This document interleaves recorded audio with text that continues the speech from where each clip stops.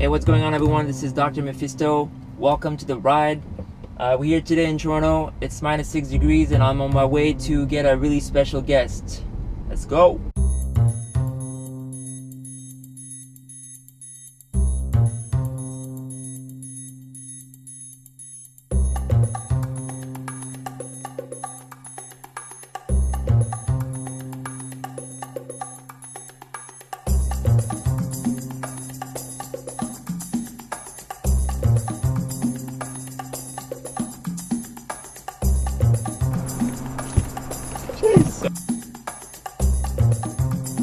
What's going on? You good? That's good, man.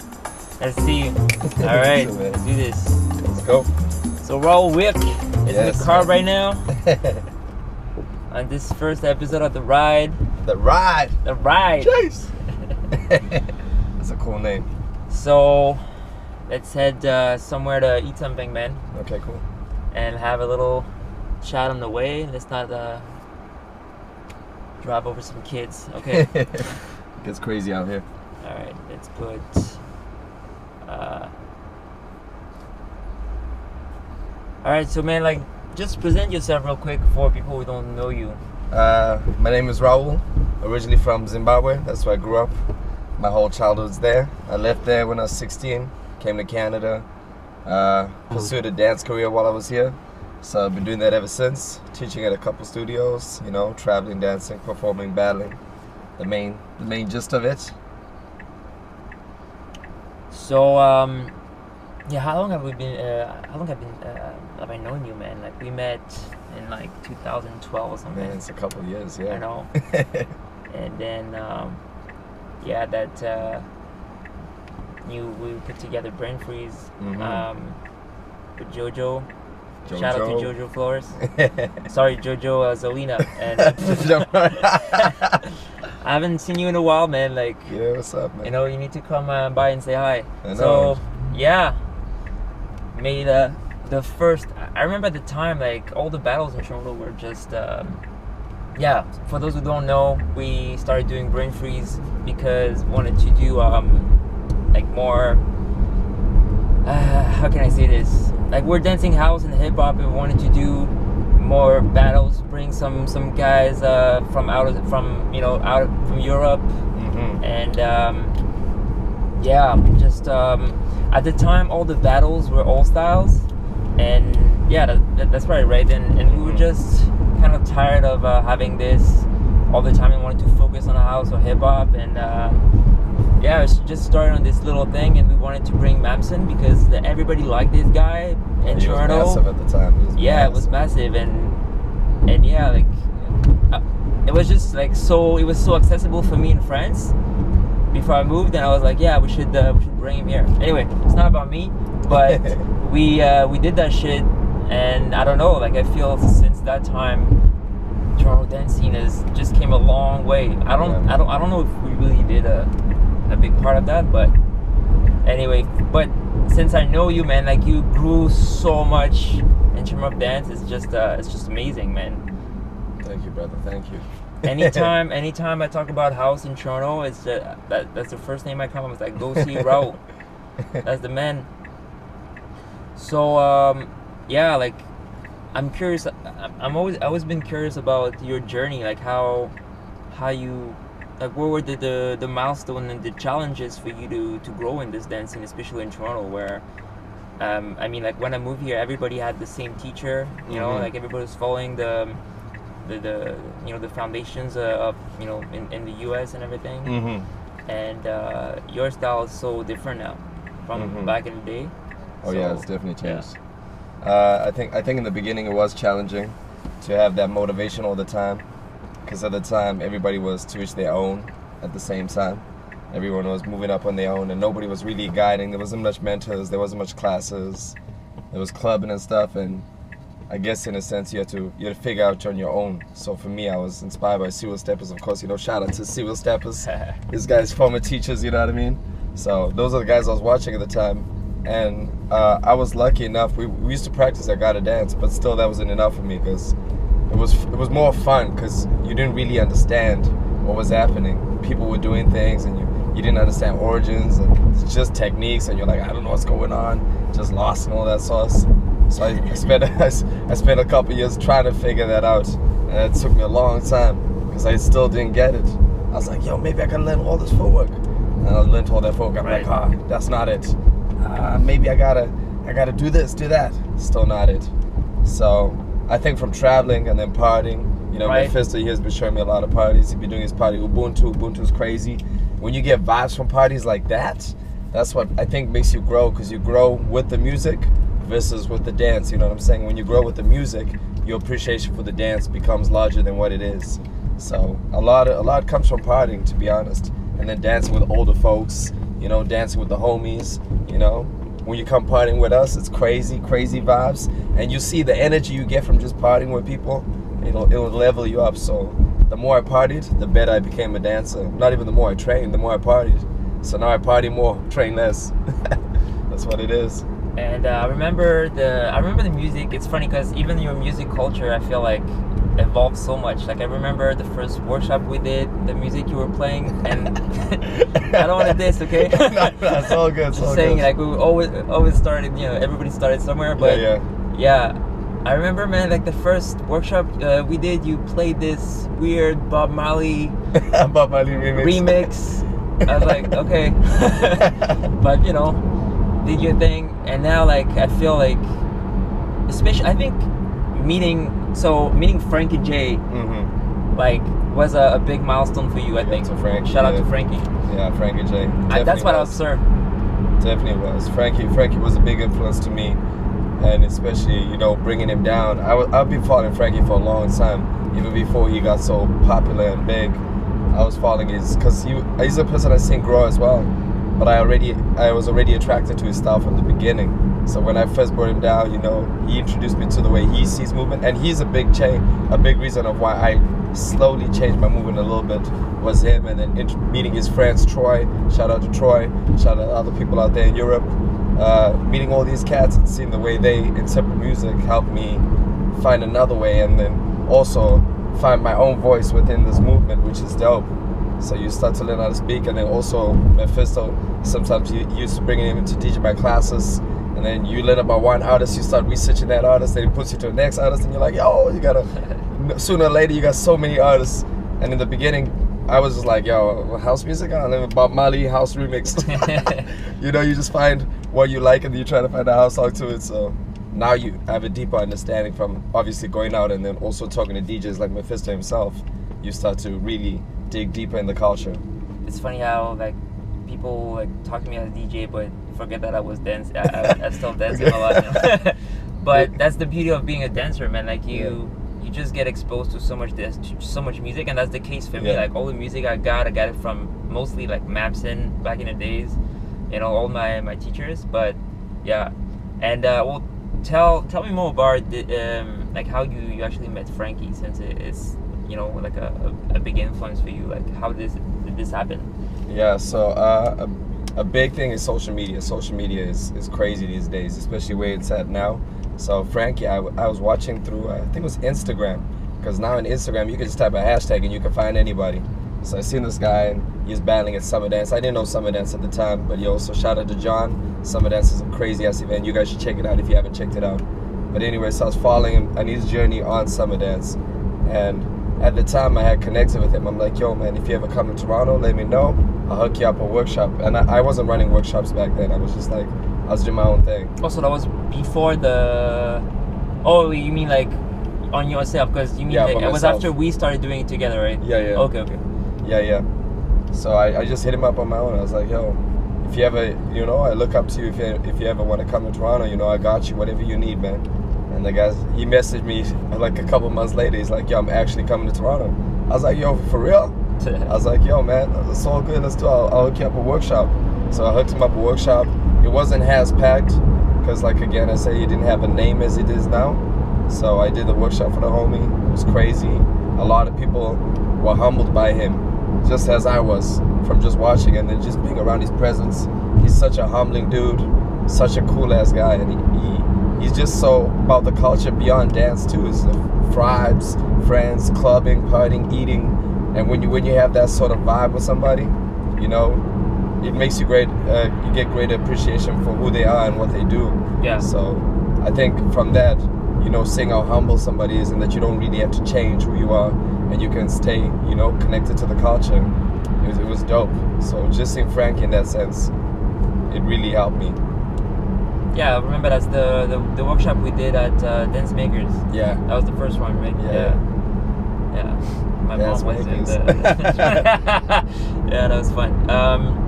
Yeah, and tell me more about because I remember back in the day I was telling you, man, like you need to travel because you need to get your ass out of Toronto to understand like more what I'm talking about, you know? Because you'd been doing that from time, right? In Paris, exposed to all this stuff. Well, you know, like coming in Toronto at the time was a little frustrating, especially like when I experienced the Puritan scene. I was like, man, like you need to have a taste of this.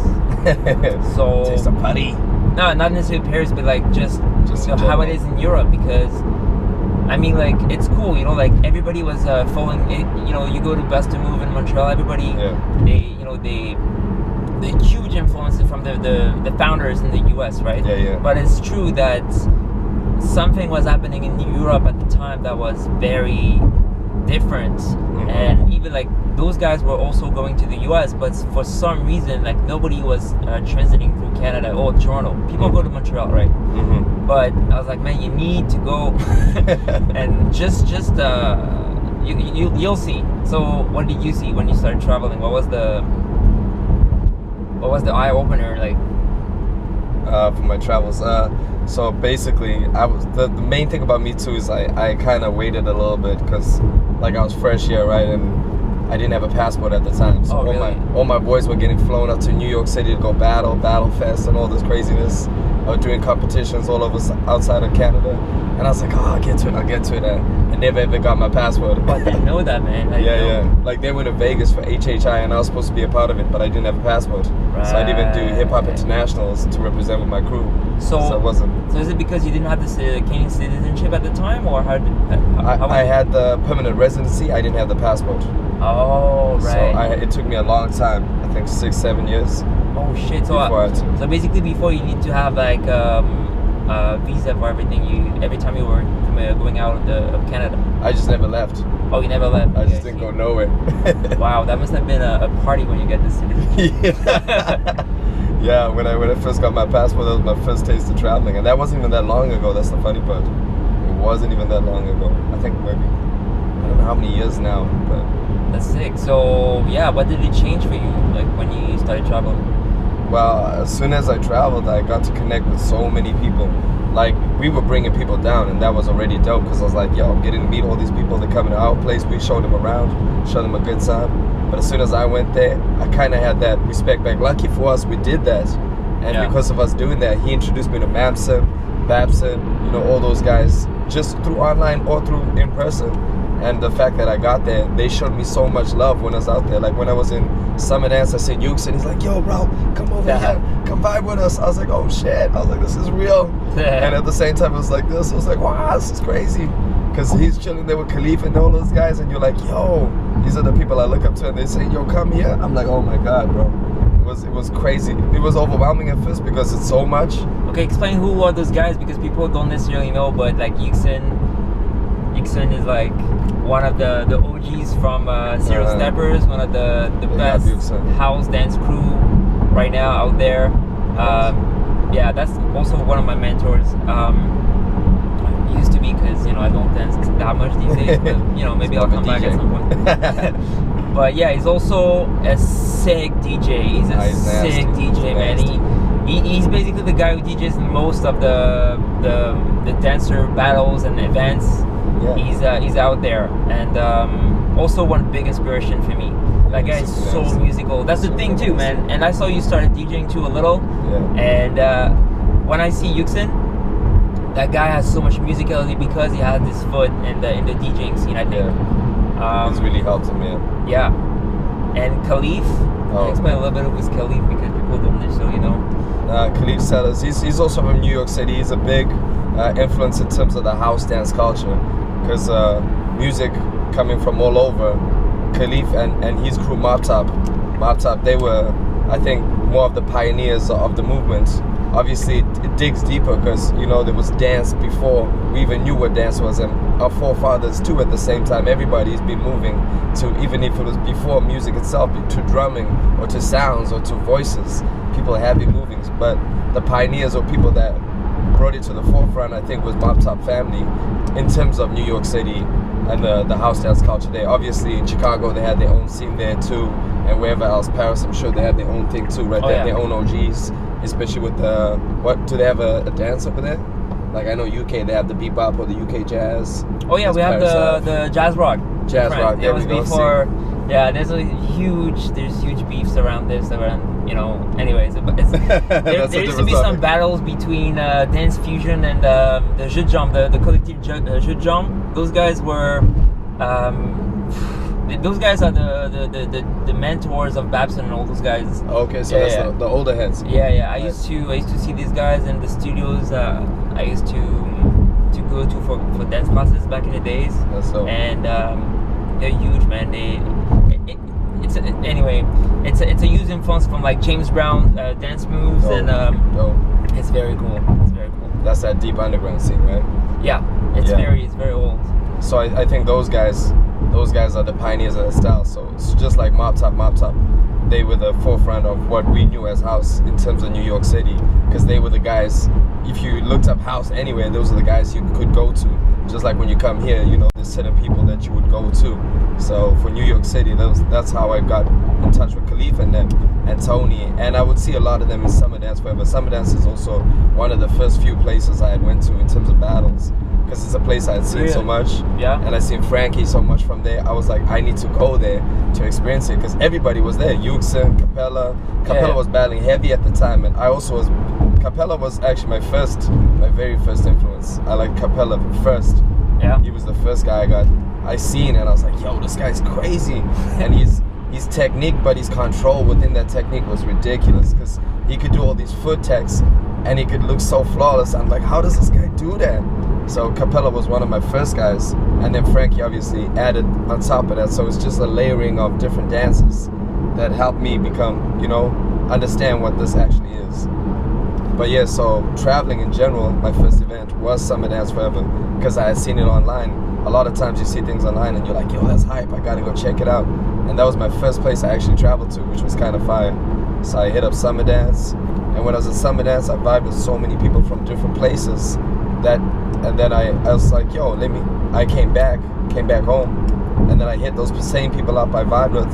I was like, yo, I want to come through your place, bro, and I vibe out. So I went up to Spain. I hit my boys Romal in Spain and them. We shot some videos out there. We danced, and then I kept connecting. I hit up Frankie Joy's homie in the UK, Troy. He showed me around. He showed me a couple of the OGs, and we went to some clubbing out there.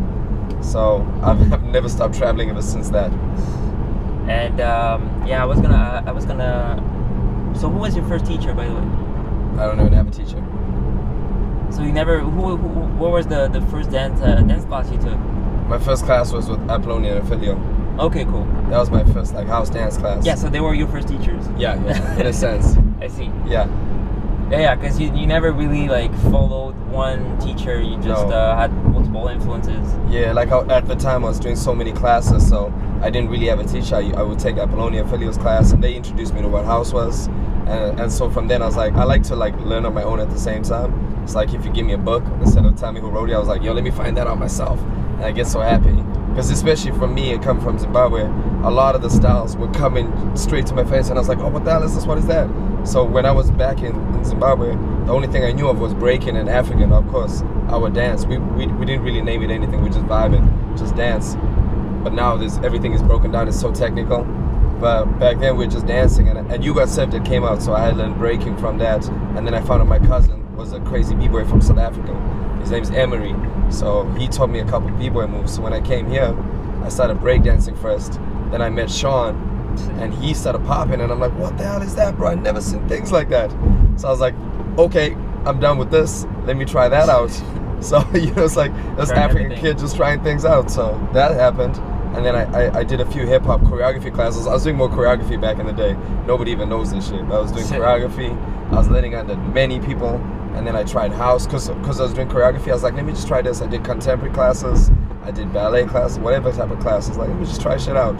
So that's when I bumped into Apollonia and Ophelio, and I did that house class, and then that introduced me to what house was. And then from then, I found out about Monday sessions. I met Knox and them, Warehouse Jacks, and then connected from there. And then I met Frankie, not Frank Boogie, not Frankie J, Frank Boogie, call him Uncle Frank.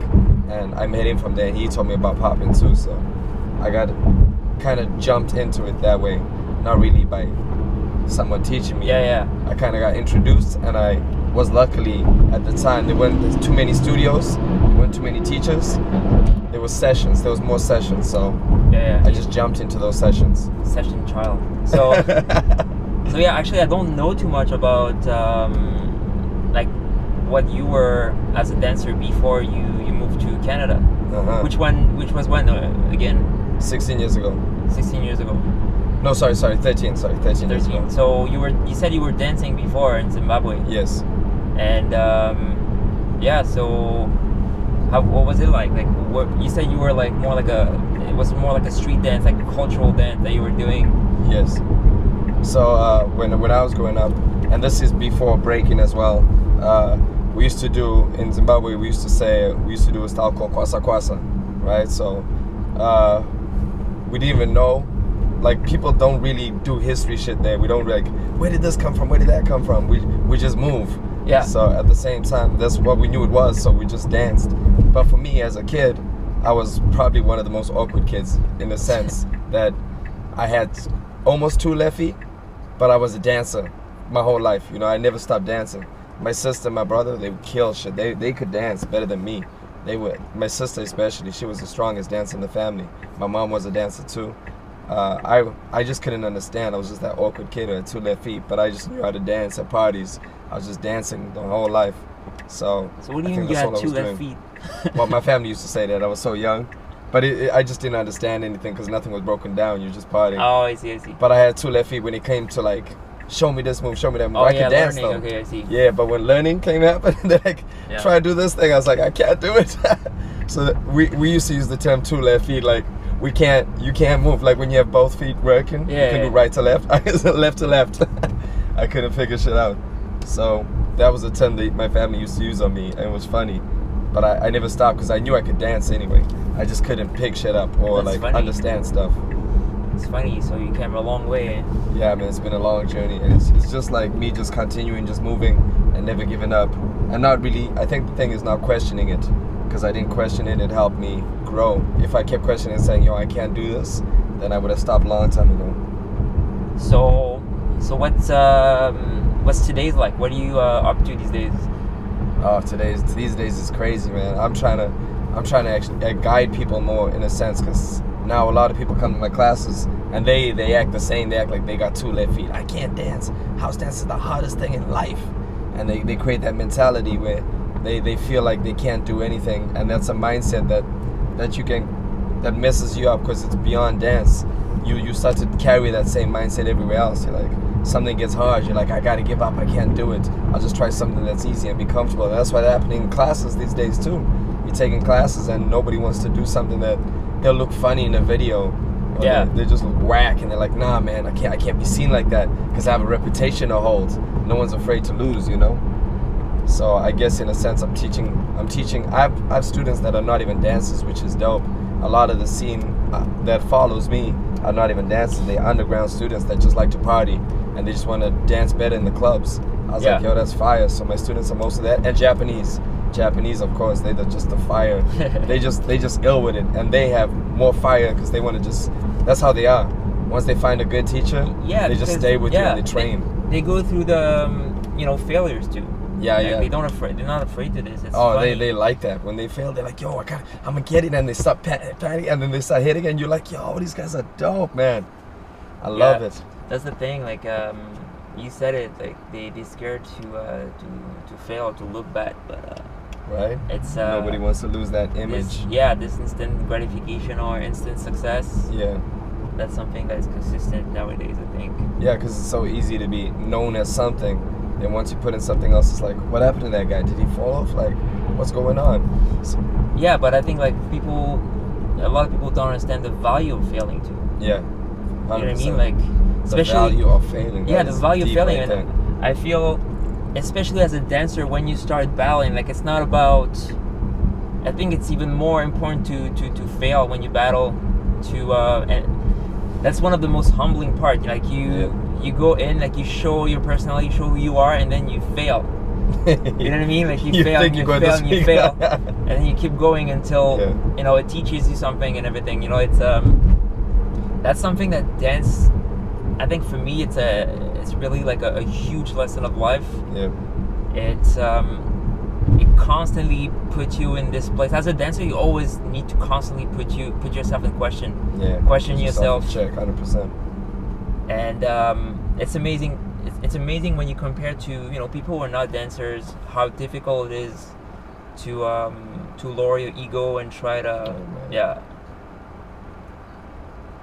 What was the biggest challenge for you? Like, what's the biggest challenge in your dance career so far? In my dance career, the biggest challenge I think is there's two things I think. One is definitely battling. Battling was always the hardest thing for me because I could never find an even ground to battling. Because battling, sometimes you never know what the judge is looking for, and you're always like, yo, did I do right? Did I do good? And you're just hella confused. In the next battle, you become even more confused because then it's a different situation. And then you look at everybody that's passed, and you're like, oh my God, like how did they beat me or how did they pass that?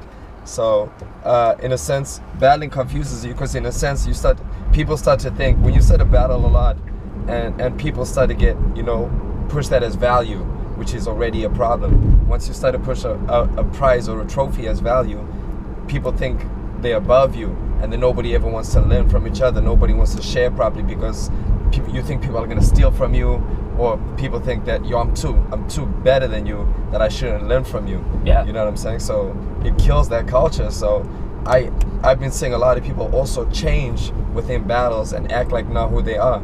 So at the same time, it kills that friendship that or the way I seen you, and then I started to have a negative feeling towards you.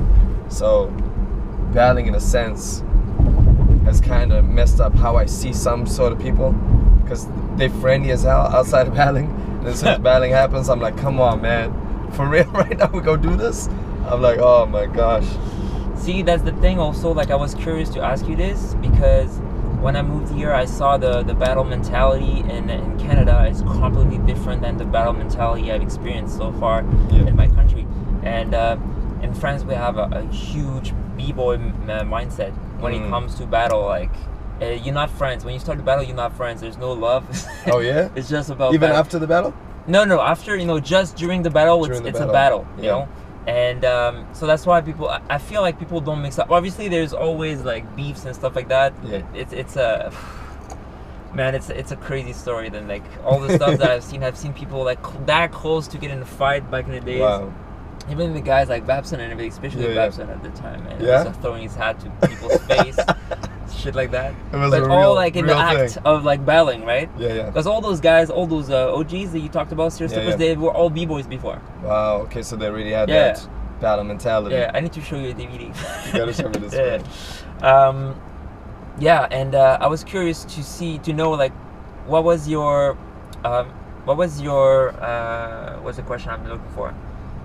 What was the difference that you witnessed between the battle? Oh shit! I can turn the battle scene in Toronto versus when you moved to Europe. When you traveled to Europe. Yeah. The battle scene in Toronto. Not necessarily Toronto, like Canada. Just in general. In general. Canada. Yeah, Canada. Well, Montreal's way different, right? Montreal, they'll kill you off. They're more aggressive. Definitely. Especially they popping, have that same mentality. Yeah, popping and whacking, breaking, same thing. Like Oh, whacking, they go off. Yeah. Man, battle scene. Let me see. I gotta really think about it now. Gotta put myself in that mentality again. Oh, you don't battle too much these days? No, not anymore. Yeah, more like judging and everything. Yeah. Judging, teaching. A lot of teaching. Less judging. I haven't judged a lot, actually. Be careful for that call out. I don't mind. I'm super down.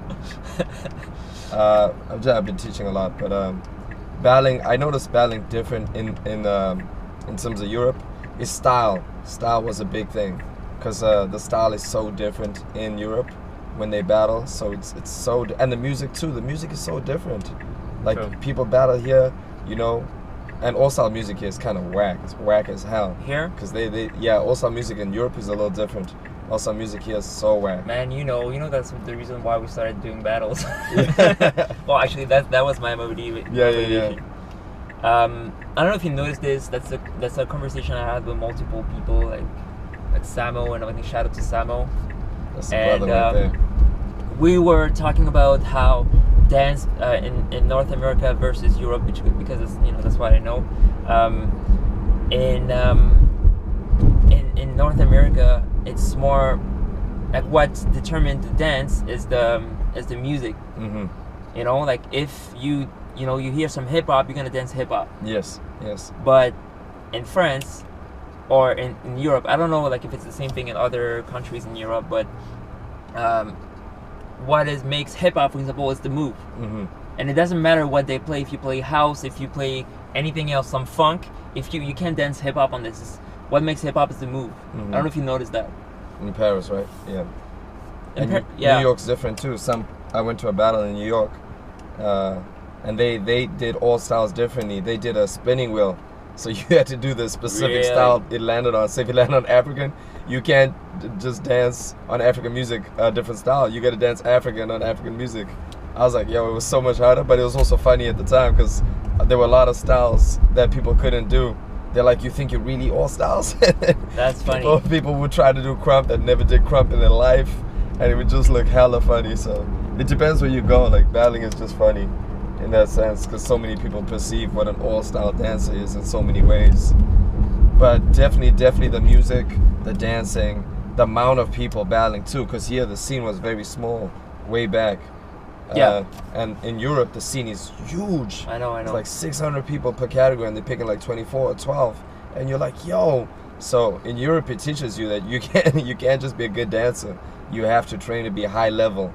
So they see battling even way more different. So ever since I seen that, it's made me want to be even more high level and not just be like, yeah, I'm a good dancer. That's not enough. You gotta be hungry. You gotta be hungry, and in that 45 seconds, you gotta put out something that's better than 500 people.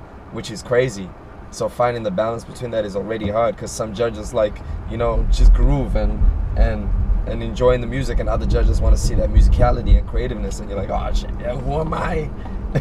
It's funny because that's the thing. Like I find that a lot of what amazed me in Europe is the personality that people like. They have their character, their personality in their dance. 100%. And when I look at you from before and now, like you have this personality now when you dance, like you can see that you live your dance. Yes. And what for you was this transition when you find this moment where you went from before to now? Yeah, and a lot of it was also like why I say Frankie J is because when I was watching Frankie J, he was the first person I see do something a little different than what I was watching at the time, or seeing at the time. I'd never seen anybody go off like that or express more so in a different way. And I was like, what, is that allowed? I was like, what the hell? I thought it was just that. So when I seen that, I was like, oh, there's other things. And then as soon as I got a summer dance, I seen 500 different things. I was like, oh my God, there's so many different things. I seen people doing African, fusing it with house. I was like, yo, I could do my own thing. I could be me. And then I seen a tap. Frankie, I seen tap with house. And he was doing some other crazy things. Because a lot of times when you watch a lot of New York, it's very underground. And if you don't find a lot of those videos unless you actually research or put some time into searching for those videos. So you see what Khalifa and them are now, and you're like, it's like a different generation, so it's harder to understand because you can learn from them, but you still can't understand because you don't grow up around them in that sense. You don't go clubbing with them. You went around at that time. So I think Frankie was more current because he seemed closer to my age, and I was like, that's somebody I can more so relate to because he's around my age again, right? So seeing those different movements of house being interpreted in many ways, like African doing influence in the house, or seeing tap in the house, or seeing hip hop in the house, popping in the house. Yeah, man. I was like, yo, it's crazy. That's very interesting what you're saying here, because that's the feeling I had moving here, is that people like they just close themselves in this box of like, I do house, Yeah. And yeah, like you need to follow what house is. Yeah, that's you what know, it was. Learn the foundation. Like Yeah. I heard so many times in battles, like, oh no, this wasn't house. You know what I mean? Like Yeah. that's what. Yeah. And Well, see, that's I've heard that in France too. Oh, this is not hip hop because he went on the floor. You know what I mean? Like yeah, that's the debate still. yeah. Dance is complicated, man. There's always people with opinions. But I hear what you're saying, and I understand it now. And then that's also another thing, because back then, because there was no guideline to what house was for us. We had no, our OGs are so scarce. It's so hard to find, because sometimes you got to go to the club and really find these guys, and sometimes they don't go out as much, so it's really hard to find. So for us, especially for me as myself as a dancer, when I was coming up, nobody was really saying what anything was. Nobody was telling me history. I should have done more research, but at the same time, I didn't know anything. It was the first thing I seen, so I didn't know where to look at research. I didn't even know where to find a class. I was my immigrant ass. I'm gonna blame that first of all. I'm gonna blame it, cause. But yeah, so I didn't have a guideline to what it was, so I thought it was just learning a bunch of steps and moving on the music, and I was like, that's house. And so I was stuck in technique, which a lot of people are, I think, still to this day. They still don't know how to put their voice within the technique. So I think being stuck to that, you lose what the dance is, because when you go partying, you start seeing so much technique. How do I put this together instead of just dancing? So I think when I found out that I had to dance more and it wasn't about technique, that's when I got better. Yeah, that's the thing. Like when you, like the moment where you understand what dance is really. Like, Yeah. You know, that was the same thing for me. Like when I heard, oh, he's not dancing, I was like, what do you mean he's not dancing? And yeah. So other than that, like, who is your biggest influence in your dance life? Yeah, your sister. Like family wise? No. In general. Just in general, yeah. My biggest influence now, because I've changed so much. No, I was mean like ever. Oh, ever? Yeah, ever. Lump sum. My biggest influence ever. Oh shit, that's a tough one. That is a real tough one. We can have multiple ones, you know, but yeah. It's okay. I would say just the people I was around, you know, at the time. I would say Knox is there. Obviously, you came later, so you were part of it too, because you really introduced me to music culture, which is dope, and that's also a big influence in my life. So if those two didn't come in hand, I'd be so lost. Because I can have dance, but without music, I still don't have dance. You know what I mean? Because music, the deeper you understand house music, it changes your dance so much too. Because there's so many different types of house. You can go to Afro. It's crazy. Just that influence within the music can change your dance. So I think a lot of times music was mainly my forefront. I like to stay alone a lot of the times. So that's why it's really hard for me to pick somebody, because I practice alone. But when I go out, that's when I have a chance to release the most. So usually it's just the music. That's my biggest influence. So I would say more so the DJs than actual dancers, because dancers changed me so many times. I just became so many different things, but music always kept me on track. Yeah, that's sick. I noticed something that I wanted to ask you too, is I noticed also a period where you slowly migrated to incorporating the Afro aspect. Yes. And at some point I witnessed this part where kind of like, you know, playing around a little bit, try to incorporate your Afro into your house. Yes. I remember the time before where you were just like pure house, like pure footwork, and then you started playing around with this flavor. You feel like what triggered this, like this wish to want to incorporate, like to go back to that root style, you know? Mm-hmm. Yeah, so basically going back to like who I am as a person, that's some of the real questions I was asking myself while I was dancing, because I was like, you have to have identity when you move at the same time. You can't just move, otherwise you're lost, or you're a copycat of somebody else if you don't find your own identity. So for me, it was going back home. I went back home as a dancer this time, because back when I was growing up as a kid, you didn't really have the opportunity to dance fully, to dance fully as a career, in a sense, because there's no studios there. Like I went back home, I was like, yo, let me teach in some studios. I was like one studio there, and it was like shut down, run down studio, so there's no classes for me to even share with people. So when I was back home, I went there as an actual dancer, and I got to share. And from then, being an adult in my home again, because I was 16 when I left. Yeah. So being an adult back home, I got to really appreciate everything, like how much I have here versus how much they have there. And you humble yourself because you see how hard of a struggle it was, but how much it was really deeply rooted in family. So if you didn't have family, it was so much harder for you to survive in Zimbabwe, because at times we don't have hot water, at times the grocery stores don't have food. So you're really counting on family to keep your spirit up, right? So when I was back home, that really uplifted me, and I was like, I enjoyed sharing it. And at the time, Afro was getting really popular at the same time. True. African dance was becoming a thing, especially throughout Europe. You could go to UK, it's the biggest thing there, just like dancehall is now, like it's coming up now. So I was seeing people appreciate, but at the same time I was like, where are the people from, you know, Africa themselves, you know, sharing what they're, not just the popular dance, but the actual, you know, the actual feeling of when it's home, and why those certain mannerisms or certain aspects of the way we move are there.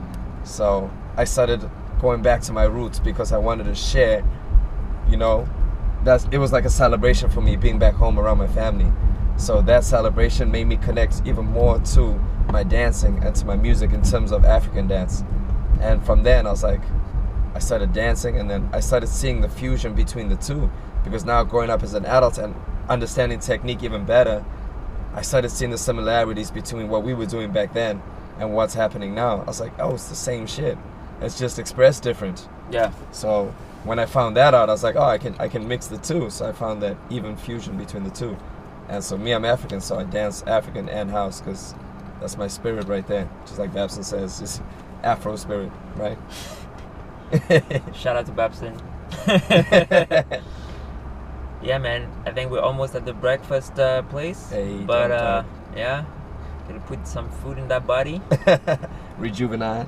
But yeah, I think I asked you this question: what you're doing now, today, and yeah, you said that you were sharing a lot with your students. Yes. But in terms of as like a dancer, you know, putting out the battles, putting out the teaching, in terms of like dancing, you know, like creations, shows, all that stuff on the pure dancer, you know, path.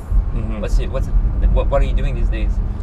Yeah, so in terms of that, I think in terms of brain freeze too, what we already got happening is great, because Mephisto, he's a man that thinks. He's a thinker, this guy right here. So from him and just his side, and the fact that we partners together, is creating so many platforms for so many people. So just be on the lookout. This is just one of them. Look at him, he's already got a new idea, and we in the car talking about some dope things, man.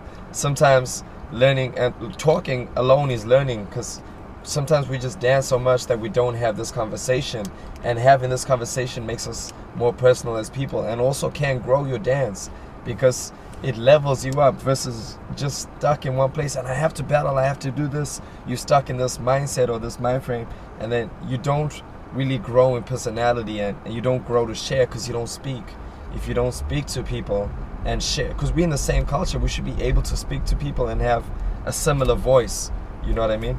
So I think what we're doing is pretty dope, like having events. Ubuntu's coming up, you know what I'm saying, February 23rd, right? Yeah. Bam, bam, I'm gonna do a quick plug. I don't even know when this is gonna air, but I'm gonna plug that out right now. There's a couple more dates, but we got events happening. I'm doing a lot of workshops, so I'm actually I'm guiding people.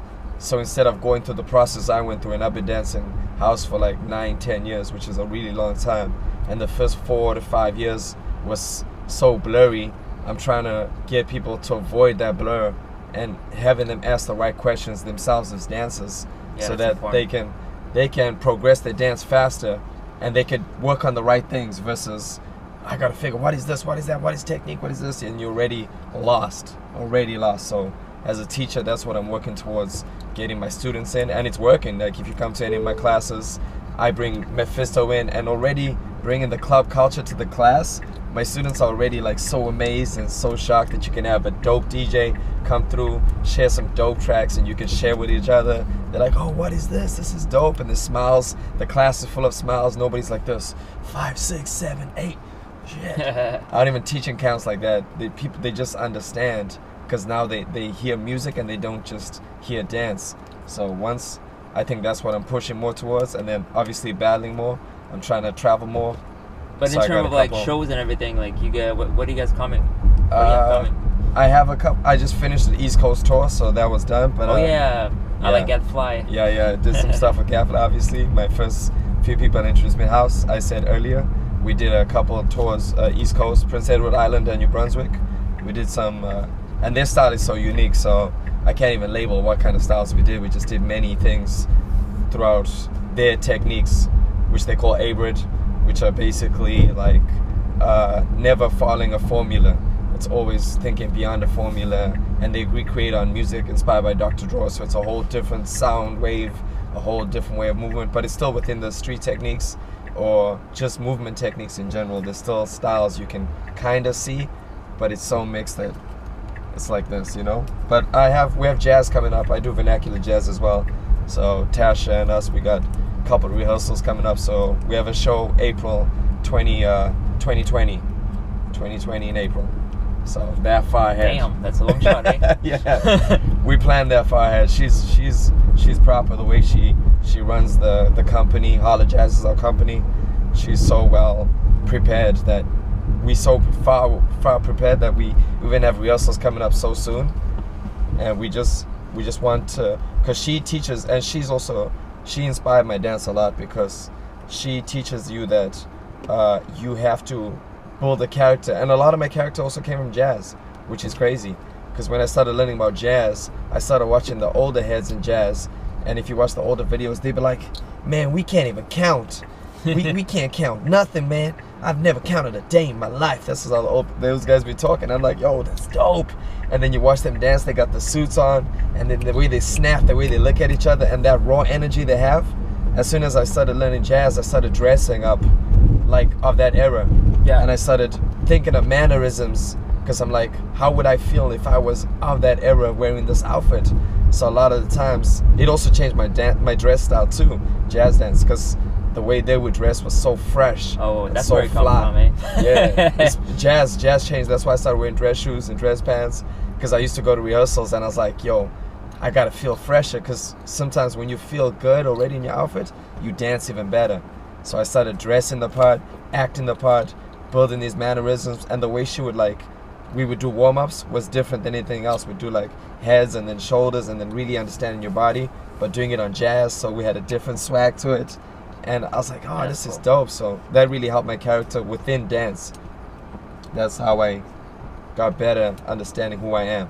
So jazz is a big thing. And jazz is the most underground, which people don't know. Because you can take a jazz class now and it looks like choreography, but back in the day, jazz was so underground. They used to call it juke clubs. If you went to a juke club, it's like street dance. It's similar to house. You went to a juke club, that's when you expressed and you got down the most, because you left everything. And at the time, you know, people like us could have been the same car together, you know, so people were sharing and people were throwing their hearts out, and they were going, it was the rawest energy you could find, which is what's missing today, because there's less struggle, right? Today you can go anywhere, you can smile and be happy with people and then put up a fake front, where back in the day, you had to have that respect, you know what I'm saying? I understand that so much. There's less struggle today. Yeah, and that's the problem, because there's less struggle. People are just chilling through dance. Like, I'm just gonna hit up the Ryerson and just go dance there for like 5 minutes or whatever. Therapy. Lose whatever. Well, it's always been therapy anyway, right? Yeah. Dancing has always been therapy. Yeah. Whereas back in the day, you had to find the club, and sometimes you couldn't get in the club. So your energy to just dance, it was so raw, and that's why the dance was so raw. That's why we can't do half the things that we can't look like half the people from back in the day. All our OGs look amazing. Why? Because they had that rawness and they had to earn respect to get in the club or to get a name. It's funny because when you listen to Brian Green, shout out to Brian. Yep. Dance Fusion. Brian Forward Green. And that was my first teacher, by the way. Oh yeah? Yeah. That's crazy. Yeah. I used to help us out. And he used to say that we think he's dope, but he's not a half as dope as his teachers. Wow. You see what I'm saying? It's always these people that we don't know about. That's why I always say there's people before these people that we don't even know about. It's the same thing Dope about as people. It's the same thing for music. I heard something crazy the other day. I was listening to Ali Shahid Mohammed, you know, the DJ from Tropical Quest. Okay, yeah. DJ producer and everything. Yeah. And he used to talk about jazz and why they wanted to put jazz in their rap. Wow. And you know, he said that when you listen to jazz, you need to put it in the context where it used to be a time where people didn't have the right to express themselves. So they were expressing themselves through through the music. So it's just so powerful, so intense. That's why, right? I think it's the same thing for dance. Yeah, when you don't have that respect, or you don't have as many platforms as we have now. Now I can get so much respect. I just post a 1-minute clip on Instagram. Whereas back in the day, nobody's seen you unless you hit up that club. Right. When you hit up that club, you're not trying to look whack, so you got to put out the illest shit. I saw a meme one day from one of my buddy from France, the DJ from France. He said there was a meme about like if tomorrow they shut down Instagram and Facebook, you're not a DJ anymore. It's true. I thought it was funny. It's true, because to make it now is even harder. You got to get respect. It's got to go back to the days again. Even when rapping was so much harder, you had to sell mixtapes and shit. Now you can just put out a song on YouTube and maybe someone can pick it up. But back then you actually had to try. You had to talk to people. You had to conversate.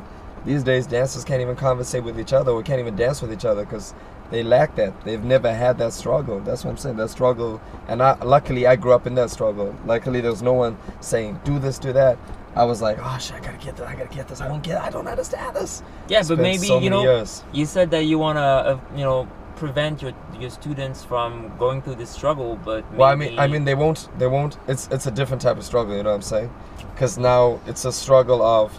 It's not really a struggle. It's an understanding. So.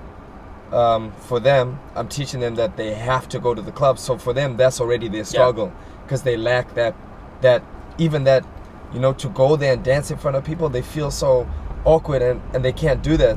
So dancers are missing that, right? So I'm pushing them towards that. I'm saying fight that, go to that. That's gonna help you. Yeah. Though my question is more like this struggle of not knowing and to try to find your own path. Don't you think it's also what was the root of the essence of your art? 100%. Like 100%. The fact that you didn't know, you didn't have guidance, and you have to figure it out by yourself. Yep. That's what makes you so confident in your art and dance. Also helps you to speak more in terms of the dance, because you're speaking from experience versus telling another person's story, right? A lot of times we tell so many stories and we're so misinformed because we don't know what's a real story. Right? There's so many people speaking and we're listening and we just take it in. It's like on Facebook now, you can just see a newscast and you share it. You didn't even look into it, and it's like everybody's sharing something different. So you get lost. If you don't experience that yourself, you don't have your own voice. So I also teach my students to go searching for their own voice. Like, it's not about just staying in my class. A lot don't stay in my class. A lot actually go into the clubs, and then I'm like, yo, that's where you at? And then I find them clubbing instead. I'm like, yo, I did my job. That's where I want to see you. I want to see you find your own voice within the dance. You know what I'm saying? Man. That's real Get talk, your man. own respect. Earn that respect. Go through that struggle yourself. Because at the same time, I can't just hold your hand. So even though when I teach them, I don't just teach them and say, you got to do this. I'm like, nah, you got to actually find the movement within yourself. You got to ask yourself, who are you? And they find that even harder because they still don't know who they are.